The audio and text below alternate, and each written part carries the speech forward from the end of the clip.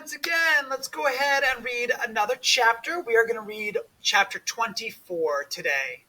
So please follow along. Let your eyes read the words, listen to how I pronounce the words, and practice your reading along with me. So, if you remember the last chapter, they saw the square faces that looked round, and that was silly. Earlier, Augustus got sucked into the chocolate pipe, and Violet turned violet. She turned into a blueberry. Now we're going to see what happens to Veruca. Mr. Wonka rushed on down the corridor. The nut room, it said on the next door they came to. All right, said Mr. Wonka. Stop here for a moment and catch your breath and take a peek through the glass panel of this door. But don't go in, whatever you do, don't go into the nut room. If you go in, you'll disturb the squirrels. Everyone crowded at the door.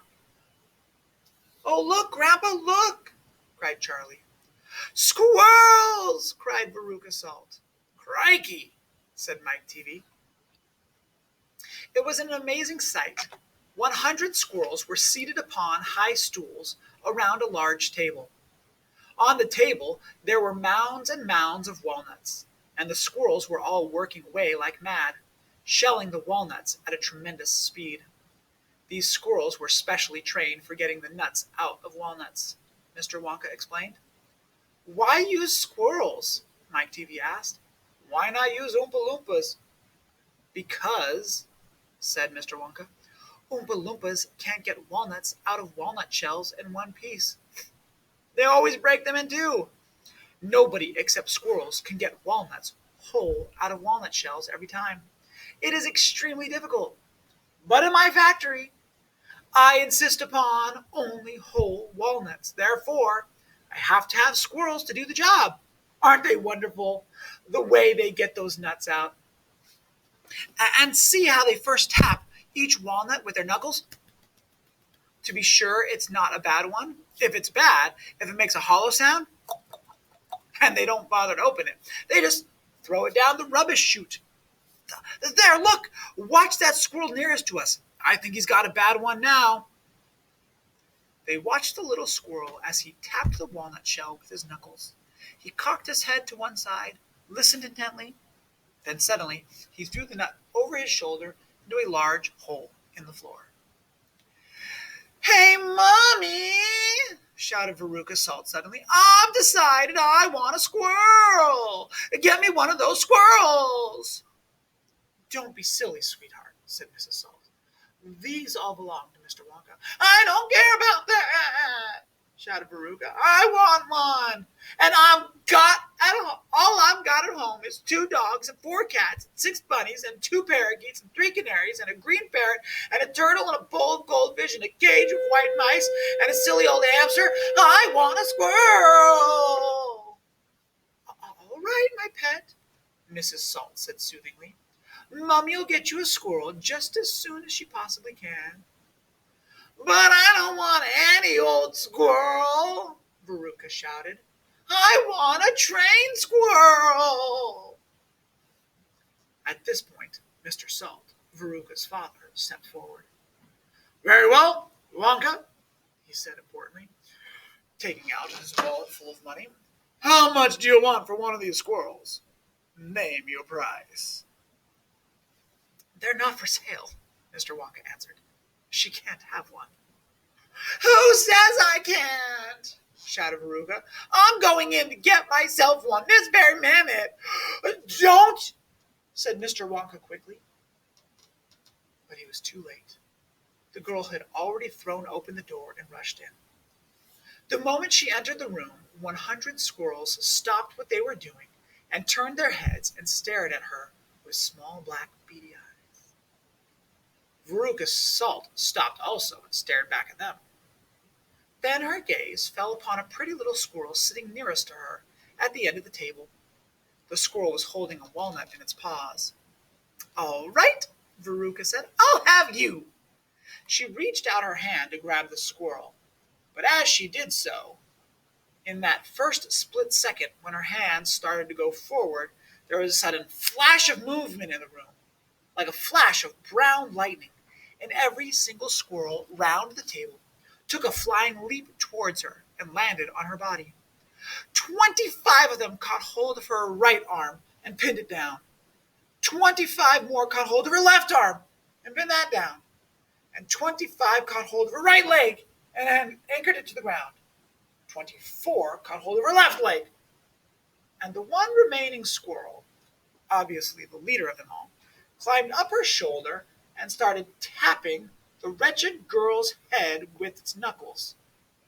"Save her!" cried Mrs. Salt. "Veruca, come back! What are they doing to her?"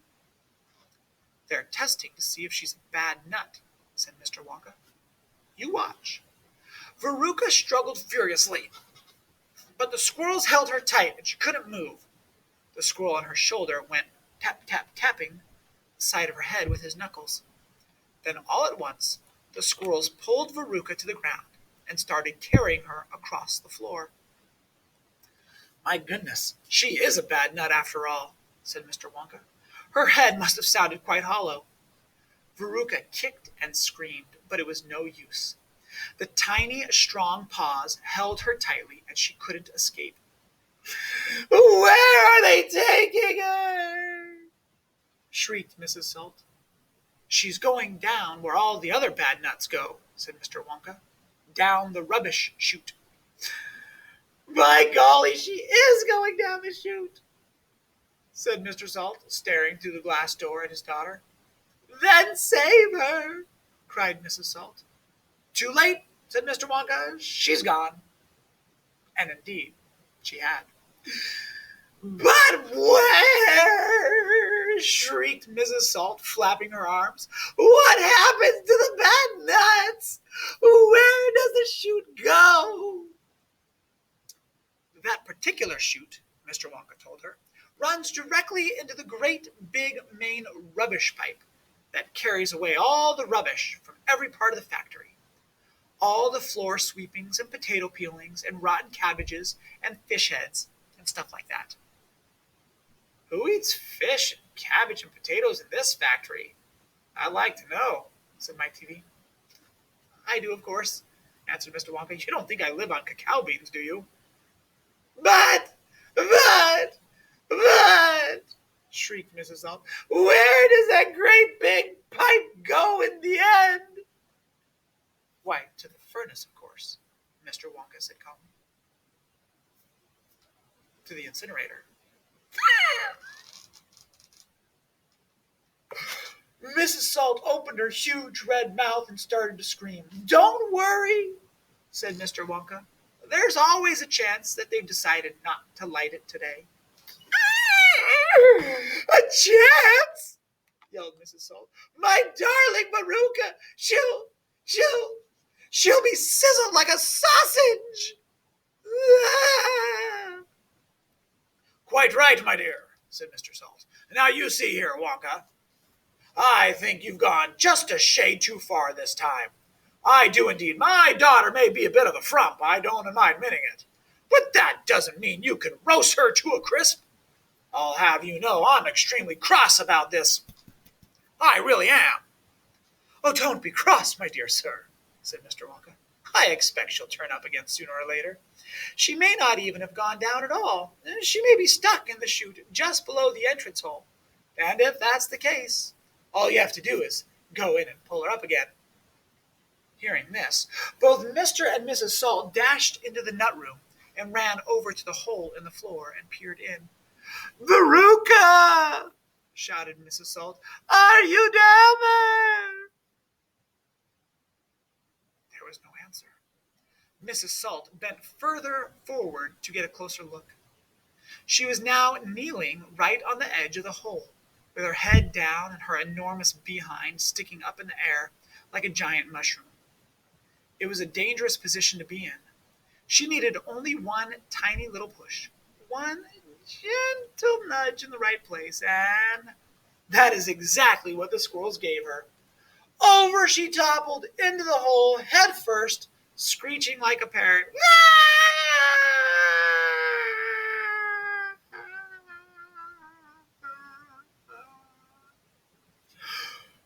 Good gracious me, said Mr. Salt, as he watched his fat wife go tumbling down the hole. What a lot of rubbish there's going to be today. He saw her disappearing into the darkness. What's it like down there, Angina? He called. He leaned further forward. The squirrels rushed up behind him.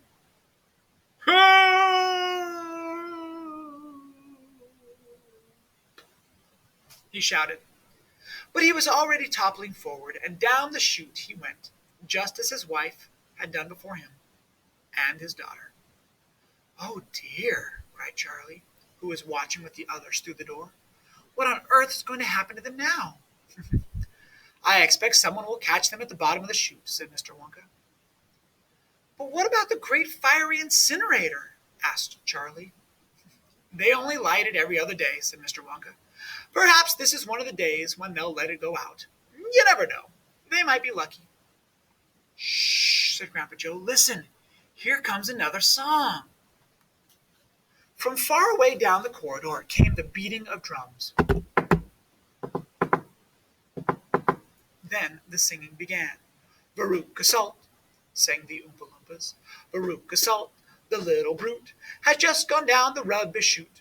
And as we very rightly thought that in a case like this we ought to see the thing completely through, we've polished off her parents too. Down goes Veruca, down the drain, and here perhaps we should explain that she will meet as she descends a rather different set of friends to those she has left behind. These won't be nearly so refined. A fish head, for example, cut this morning from a halibut. Hello, good morning, how do you do? How nice to meet you, how are you? And then a little further down, a mass of other gather round, a bacon rind, some rancid lard, a loaf of bread gone stale and hard, a steak that nobody could chew, an oyster from an oyster stew, some liver worse so old and gray, one smelled it from a mile away, a rotten nut, a reeky pear, a thing a cat left on the stair, and lots of other things as well, each with a rather horrid smell. These are Veruca's new-found friends, that she will meet as she descends, and this is the price she has to pay for going so very far astray. But now, my dears, we think you might be wondering, is it really right that every single bit of blame and all the scolding and all the shame should fall upon Baruch Assault? Is she the only one at fault? For though she spoiled, and dreadfully so, a girl can't spoil herself, you know. Who spoiled her then? Ah, who indeed? Who pandered to her every need? Who turned her into such a brat? Who are the culprits? Who did that? Alas, you needn't look so far to find out who these sinners are. They are, and this is very sad, her loving parents, Mum and Dad. And that is why we're glad they fell into the rubbish chute as well. Oh my goodness. So, let's go ahead and take a look here. We're talking about some squirrels. And in Mr. Wonka's factory, they take the nuts and they crack open these walnuts. So here are the walnuts. Walnuts are very, very hard to crack open. And the squirrels choose the good nuts and the bad nuts. The good nuts go to be put in the chocolate and the candy. The bad nuts, they're thrown in the garbage can. So there is a phrase called a bad nut. We might use it occasionally to describe someone who's not a very good person. You might say like, oh, my cousin, he's such a bad nut. He gets in trouble all the time. He's a bad kid. So it's kind of a funny idea here. All right, cocked his head to one side. Mm-hmm. It's what we often do when we're confused. Mm-hmm. So the squirrel goes mm-hmm, as he's trying to listen to the sound and cocks his head. All right, now, Veruca, she's such a brat, right? She says all of these things. She says, all I've got is, which is a phrase that says, all the things that I own, everything I possess, which would usually be a teeny tiny little amount. For example, like, All the money I have is $2. That's not very much. But Veruca says, all I've got is 2 dogs, 4 cats, 6 bunny rabbits, 2 parakeets, 3 canaries, a green parrot, a turtle, a bowl of goldfish, and a cage of white mice, and a silly old hamster. I want a squirrel. So she has all of these creatures already, and she wants a squirrel. All I have is Daddy. Daddy, you don't ever get me anything. I don't have any special toys. All I want is just one little thing. Why can't I have just one little thing, Daddy? She has all of this. It's ridiculous. So what they do is they throw her down the garbage chute. Okay, especially in apartments, you might have something like this, and it goes down to the dumpster where all the garbage goes. A lot of large factories might have something like this in apartment buildings, where instead of going from the 14th floor all the way down to the garbage can, you can just go in the hallway, open it up, and throw your garbage in. So Veruca's right into all the gross garbage. And the incinerator is a fire. It incinerates. So what they do is the garbage will go straight into the fire to just burn it up. Just burn up the garbage. No big deal. But if Veruca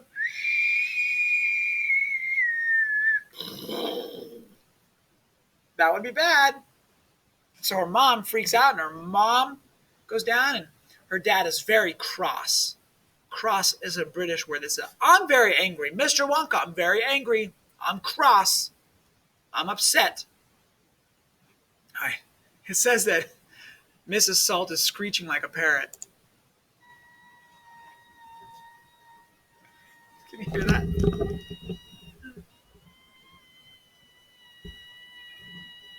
It's terrible. Oh my goodness. So, a screeching parrot is terrible. Okay. We do have one strange little passage here that I want to spend just a moment on. And it says that Veruca went down the garbage chute, and then Mrs. Salt went down the garbage chute, and Mr. Salt, and we saw the picture, right, where he's looking into the hole, and all the squirrels come up behind him, and the squirrels rushed up behind him, dot, dot, dot. See these dot, dot, dots right here? Okay. Help, he shouted. Good readers recognize something happened here. We have these 3 dots, but the story doesn't say what happened. We can guess what happened. The squirrels rushed up behind him, and they threw him in also. And as he got thrown in, as he got thrown into the garbage, right? So we got to be thinking carefully as we read that. The squirrels rushed up behind him, and then he shouted for help.